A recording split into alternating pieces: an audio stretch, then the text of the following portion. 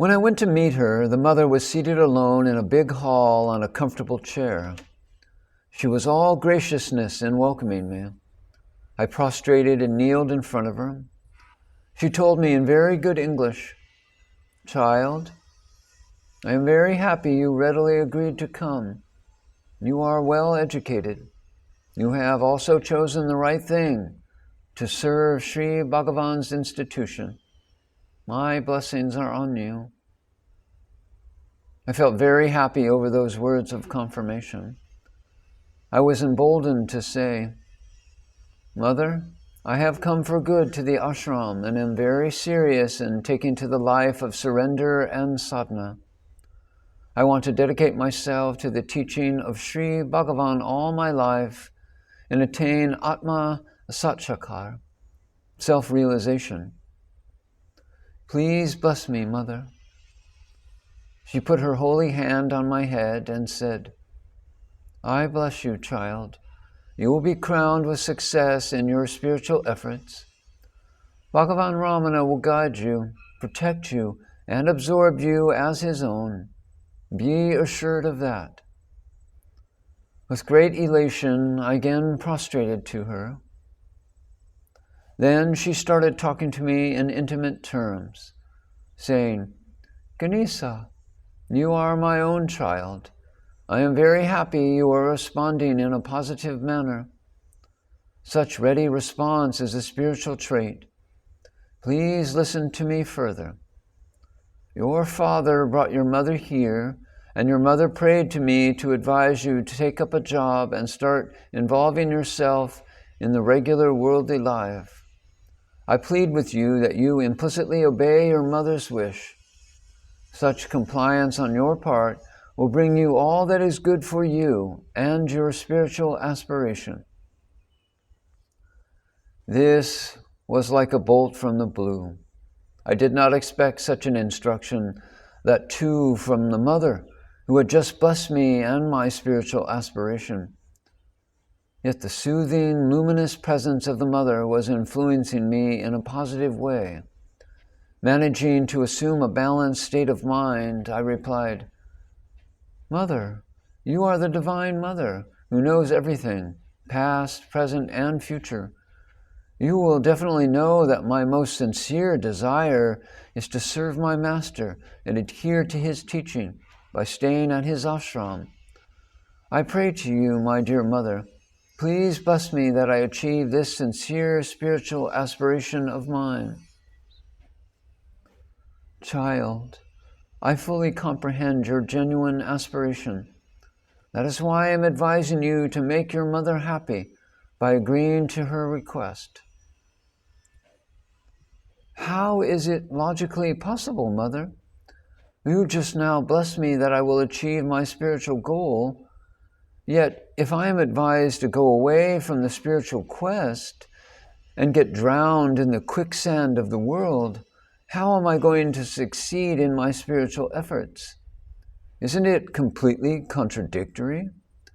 How can you advocate both to me simultaneously?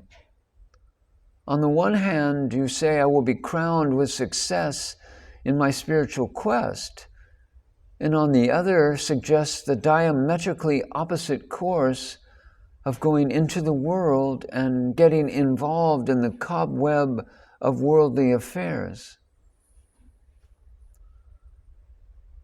Mother touched my head again and smiled at me graciously.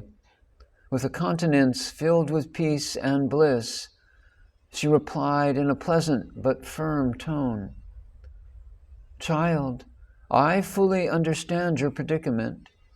It seems logical to you, but you overlook the most important thing I told you. First, fulfill the wish of your mother. Yes, I advise you to leave the ashram and take up a job elsewhere. I did this keeping your spiritual fulfillment in my heart. I bless you again that you are sure to attain Atma Sakshatkar, self-realization. I too am very keen on it. That is why I am requesting you to first obey your mother." I couldn't understand the full import of Mother's explanation. Fortunately, no resistance rose up within me. I appealed to her to bless me with greater clarity. The Mother was pleased at my readiness to continue to listen to her. Child, according to nature's laws, water drenches, fire burns, and air cools. These laws are never interchangeable. That vehicle should be driven only on the left side of the road in India, but on the right side in America are man-made laws.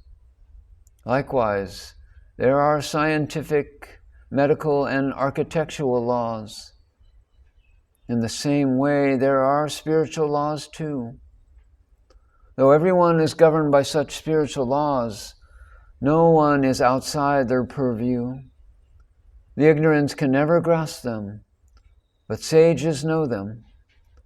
The difference between the sages and the ignorant is that the sages are conscious of these laws, while the ignorant are affected by them unconsciously. For your clarity, I shall give you an elementary law. Your mother is the cause of your birth. This is easily understood by everyone. But according to spiritual law, you are the cause for the birth of your mother. Can you grasp its significance? No, it is difficult, right? Look, you know that Adi Shankar and Bhagavan Ramana revered their mothers and did extraordinary things for them. Bhagavan Ramana even actively gave liberation to his mother. Ordinarily, it will be taken that they did so out of their filial love. But only sages realize its full import, its spiritual content. Child, one's mother's full concurrence, consent, and satisfaction are critical to one's final spiritual attainment. This is the spiritual secret. Both Shankara and Ramana had already attained the highest possible spiritual state. Yet they did their best for their mother's final emancipation. This is a teaching from them that aspiring seekers must emulate. No one is exempt from this spiritual law. Bhagavan Ramana has clearly narrated the process of his giving liberation to his mother by putting his left hand on her head and his right hand on her heart, and making her pass through many lives until there was no residue left. But how many understand what he described? Sages abide by the spiritual law. They never transgress it. It is in this light, child, that I ask you to abide by your mother's wish.